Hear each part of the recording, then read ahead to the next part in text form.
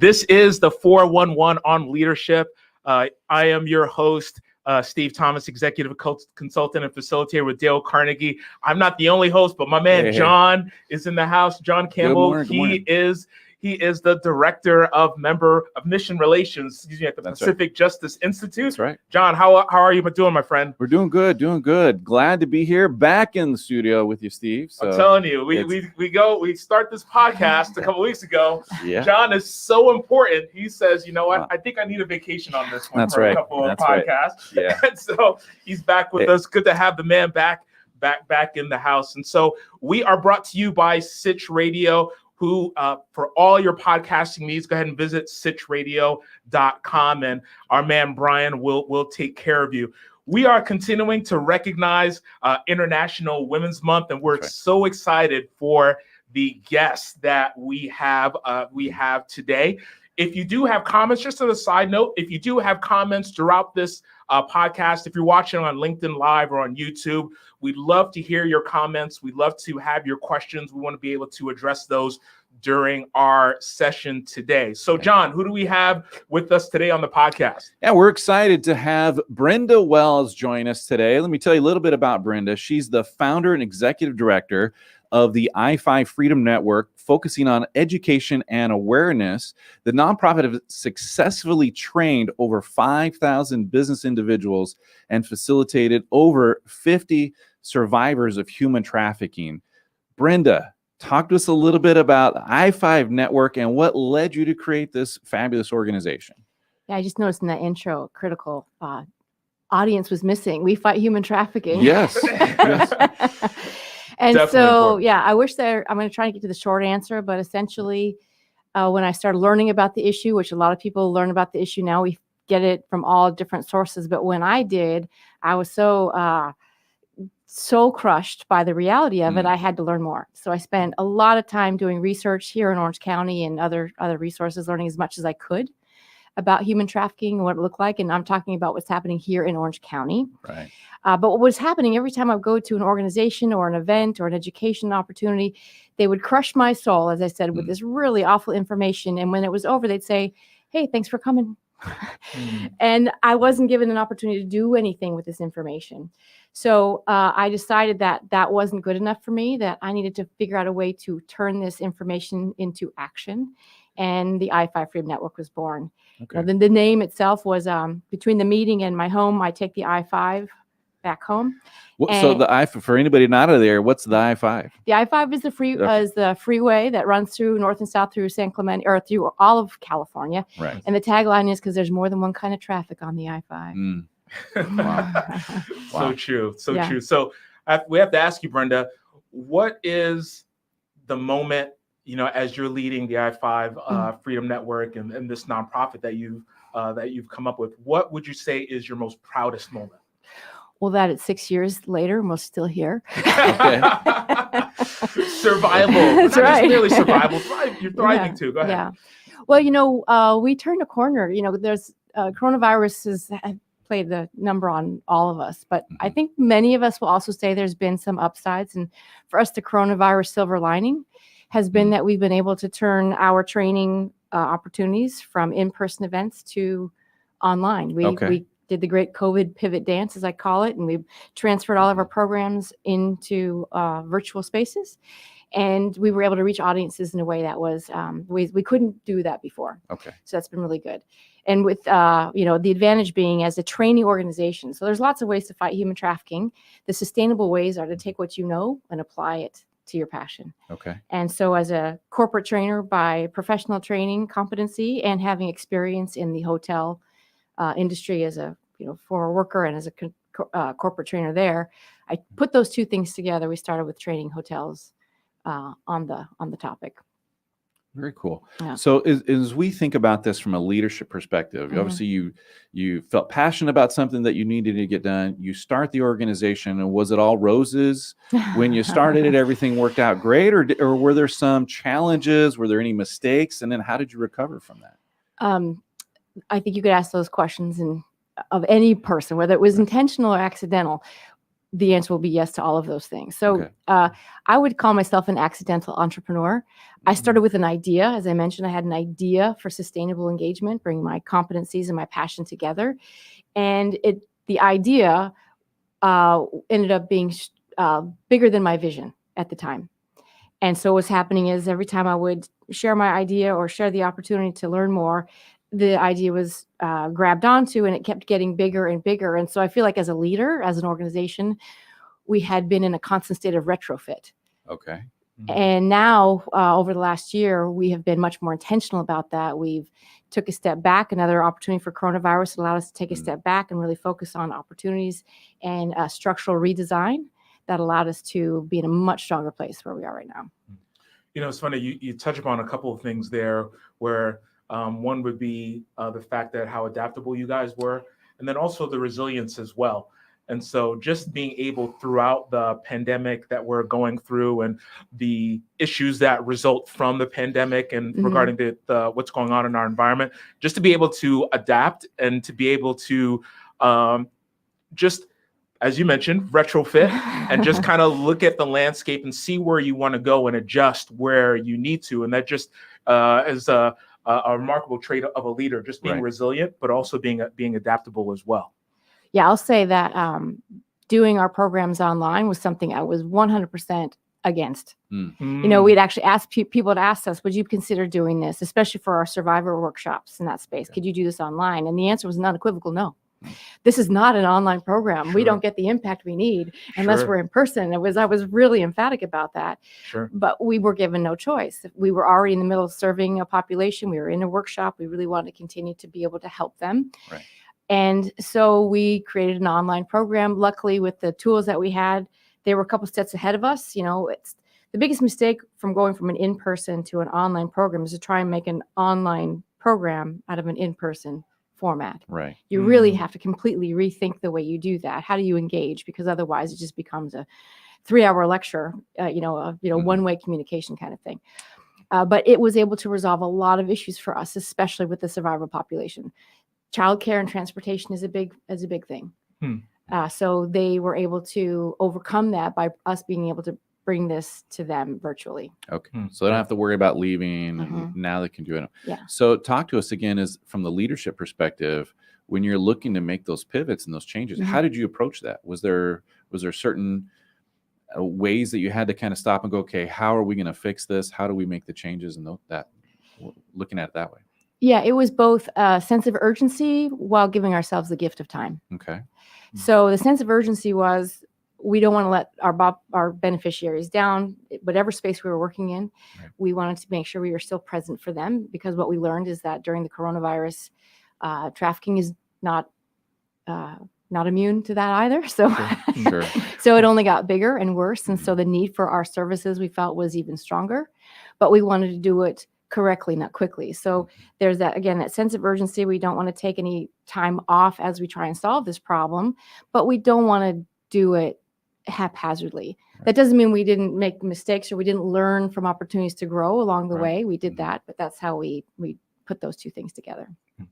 You know, you remind me of what so many of us as leaders have had to do, you know, throughout these, you know, I like to call extraordinary times where we thought, like, I think of a few companies that are out there that thought, hey, you know what, remote work, hey, listen, that's something that we can't do, you know, something that we won't do, until we were pushed into the position where now a lot of us have had to adopt remote work, and we see the benefits to us and how that's working for us and how this could be utilized as a way to retain talent as it relates to, you know, providing more of that blended solution of them coming into the office and then also, you know, working remotely as well. So again, touching on the issues or the traits of resilience and also adaptability, those are key, and those are important for us as leaders to keep in mind as we navigate moving forward. You know, we're talking with Brenda Wells with I5 Freedom Network, and we're so grateful to have her join us.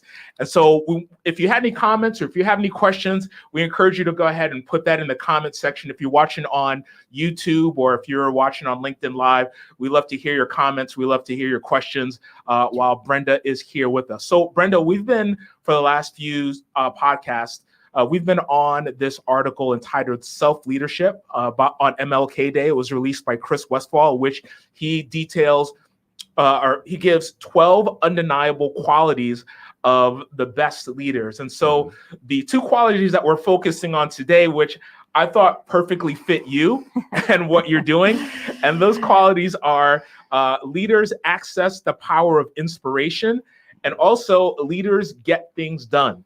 And so who inspires you? Who or what inspires you as a leader? Well, the cause itself is inspiring to me. So again, fighting human trafficking is you can't not do something. Once you know about it, the idea of doing something wasn't an option for me. And I talk about, we all have passions and causes.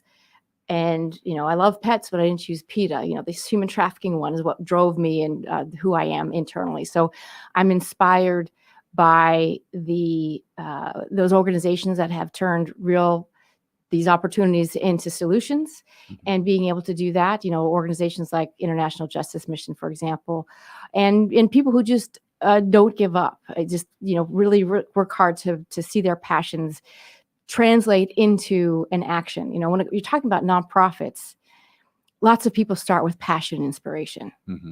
What makes them survive is when you couple that with strategy, getting things done. So for me, the cause itself is inspirational. I'm motivated to do something about it. And then seeing people who couple passion with purpose and structure. I think about that, and I'll throw this to you, John, because I'm curious to hear from you as well as it relates to, who inspires you. I always think of, or what inspires me the most is people's stories and where they have come from and where they are right now. I remember last year when we were in the throes of the pandemic and what was going on. And, obviously you have those ups and downs as it relates to your engagement, and you look at the landscape and you think that, hey, are things going to get better?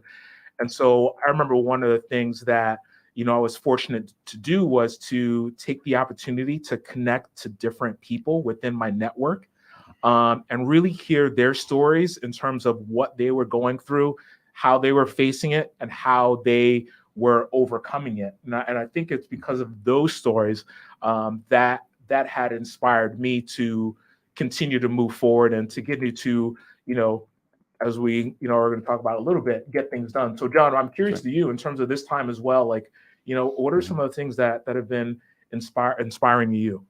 Well, I think when we think of inspiration and how does that affect us from a leadership perspective, one of the big deals is understanding that it's not just about where we're at in the moment. We're not here to just do a job, right? It has to mean something bigger. So going to hotels and doing a training is not what Brenda wants to do, right? Right.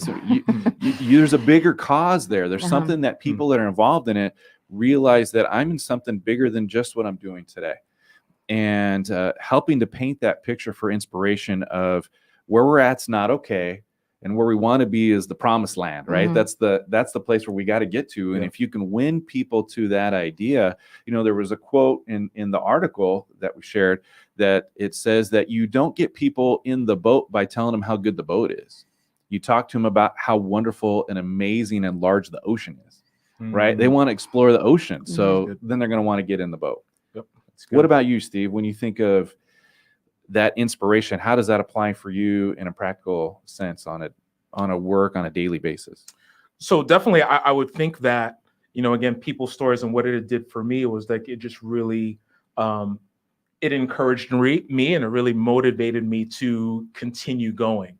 I would hear stories of people doing, some things that, in my mind are like, oh, man, I can't really compare to that because he's doing this, but they weren't sharing it in a way to, they weren't sharing in the way of, hey, look at me, I'm puffing up my chest. There's more of, they were sharing in the way of, hey, you know what, this is what I'm doing, but hey, you know what, you can do it too. So I'll share with you one story, and Brenda, we want to come back to you and hear from more from you. Is so I'm a Star Wars fan. I'm not diehard. I'm not going to be at a convention, but I just, I do love the movies. He might be a diehard. I've seen your screensaver. Right. So anyway, there's this scene in The Empire Strikes Back, and many of you who are here may be familiar with the scene, but Luke Skywalker, he's in with Yoda, and he's in this swamp planet called Dagobah, And so, one of the challenges for Luke is that he sees his ship that's going below it's sinking in the swamp. And, he's looking at it, he's distressing. And he's like, man, I don't know what I'm going to do. And then, a lot of us may be familiar with this quote. Yoda says, it's like, do or don't do. There is no try. Right. And so, but Luke goes and tries it, but he can't get it done. So he's totally frustrated. He's totally discouraged. And then what happens, which was really cool, is that, Yoda goes ahead and he's the one that lifts his ship out of the swampland and puts it in a particular area. And Luke is just amazed and surprised by that. And I'm just thinking, Yoda didn't do that just so he can puff out his chest and be like, hey, you know what? I'm the smallest guy, or I'm the smallest, I don't know, whatever you want to call his species, but I'm the smallest guy and I lift up this huge object. Yeah. He did that as a way to inspire Luke and to show Luke, hey, you know what? If I can do this, then you can do it too. Right. Mm-hmm. And so, when we hear about other people's stories and, when I hear about, your journey, Brenda, so far, what got you to where you've gotten to, and so many others that I'm blessed to have in my network, when I hear those stories, that inspires me to be like, hey, you know what?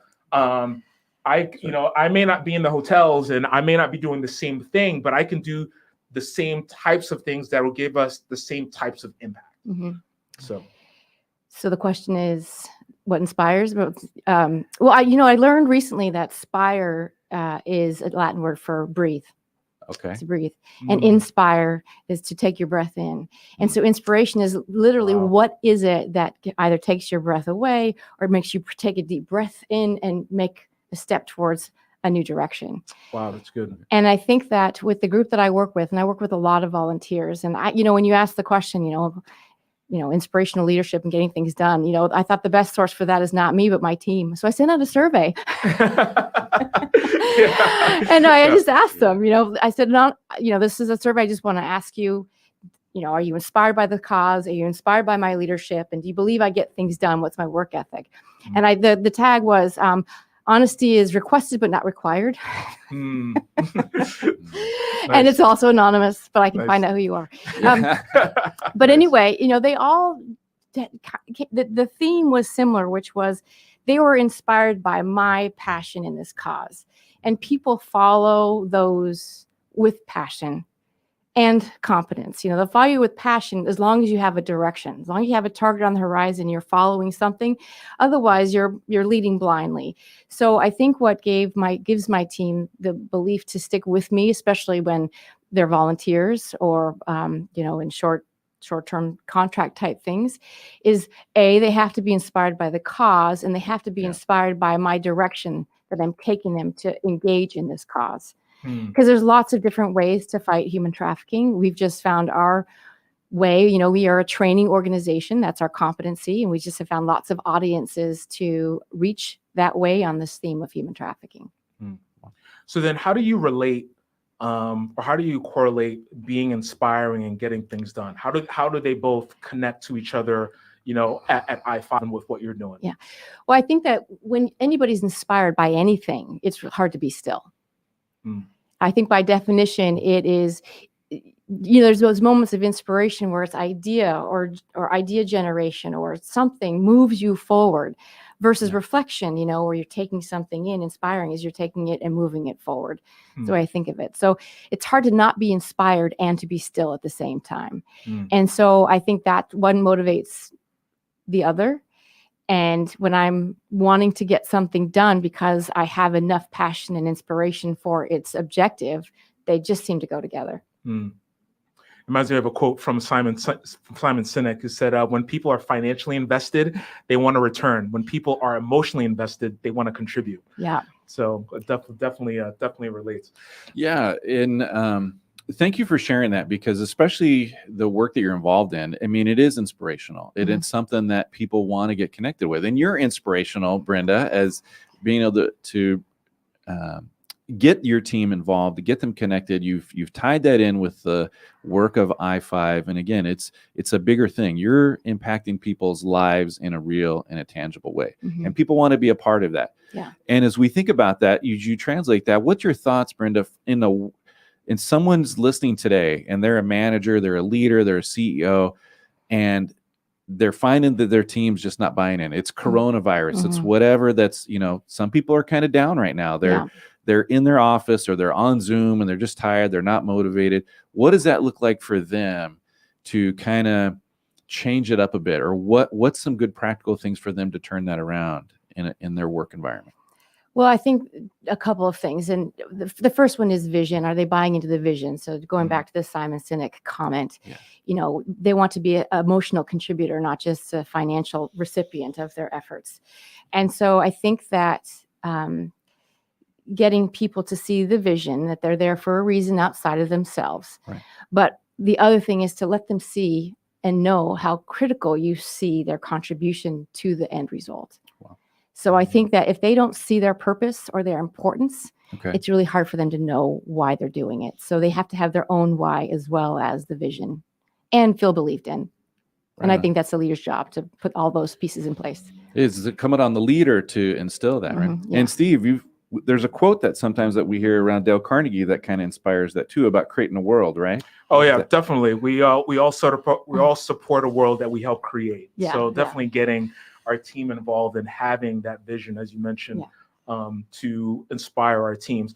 Also, I think in addition to that, to add on to that is, taking the opportunity to recognize members of our team.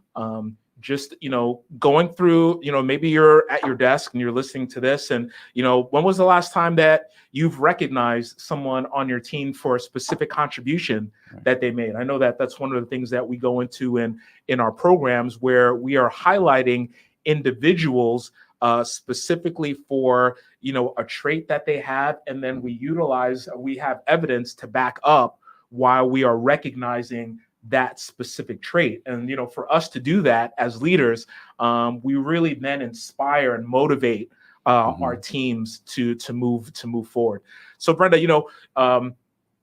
as you look at Dale Carnegie's human relation principles, which principle would you say would resonates most with you as an inspirational leader? That's an easy one for a lot of reasons, but it's make the person feel important and do it sincerely. Wow.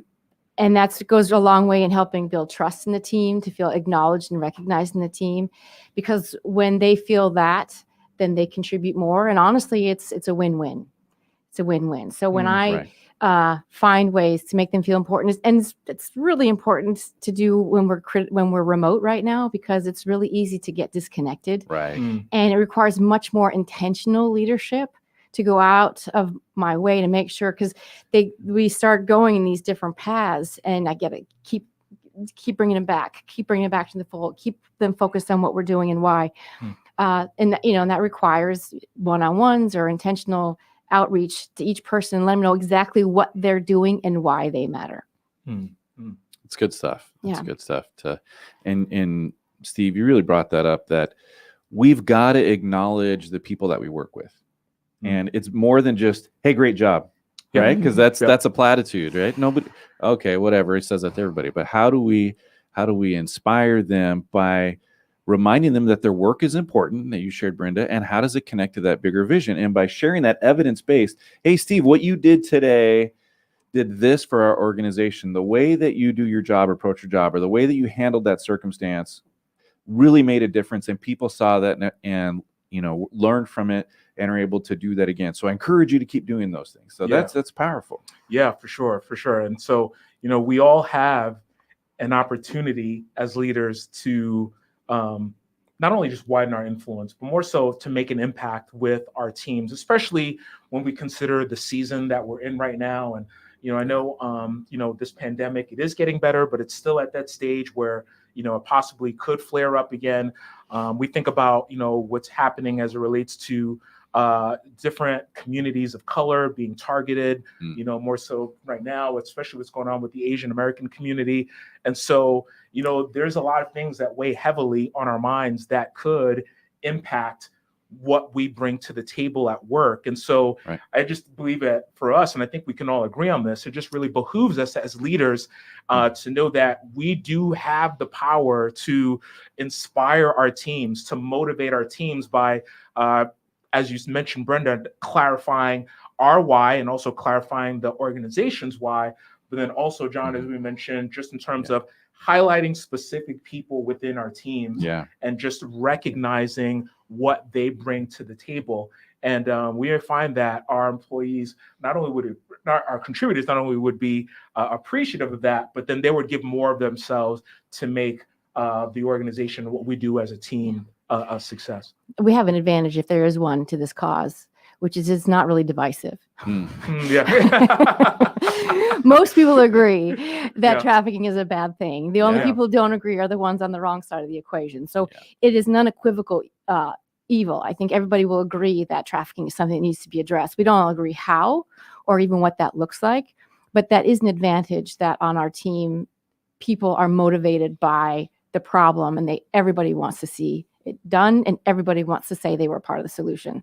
So that's important. And, in terms of inspiring your team, it's important that even if things aren't perfect, even if the direction they're headed is not the one you want them to go in, even if they didn't do as well as they wanted to on a certain project, we still lean in what was great about it. We want them to know that effort matters and that for me, anybody who puts their emotional, mental, or intellectual energy towards the I-5 to me is inspirational. That is humbling to me. And even if it's went a completely different direction than I was expecting it still is an honor to the I-5 when they do that. We're talking with Brenda Wells, a leader and executive director of the I-5 Freedom Network. So Brenda, as we're ending our time together, where can our listeners connect with you and also the I-5 Freedom Network? Well, thank you for asking. You're welcome. So we are a nonprofit. We are a 501c3, and our organizational website is the I-5, like the letter I, the number 5, i5freedomnetwork.org. And there's lots of ways to engage. We have opportunities to become an ambassador. That just means you know enough about the problem and our organization, how we intersect with the problem to influence. We have a membership campaign where sustainable membership is what allows us to keep doing our work. Right. What's interesting, one of our programs, our survivor-based program, is where we take survivors who are on their way back into the workforce or already there, and we bring them Dale Carnegie content. Oh, fabulous. To get on their feet, to be more employable, to reconnect with their value that had been so strategically taken from them, why they were being exploited, both sex and labor trafficking. And we give them these tools to develop personally and professionally. And we only use Dale Carnegie certified trainers. It is the exact same program that we would offer to any professional in the public space. The difference is, to be in this course, you have to have experience in the life. You have to know the language and know the experience, because it is not their job to educate anybody in that group as to their experience. They don't have to share their experience, but as we know about Dale Carnegie, it often shows up. We want them to feel it's going to be safe and it's the right place, and that it's on scholarship.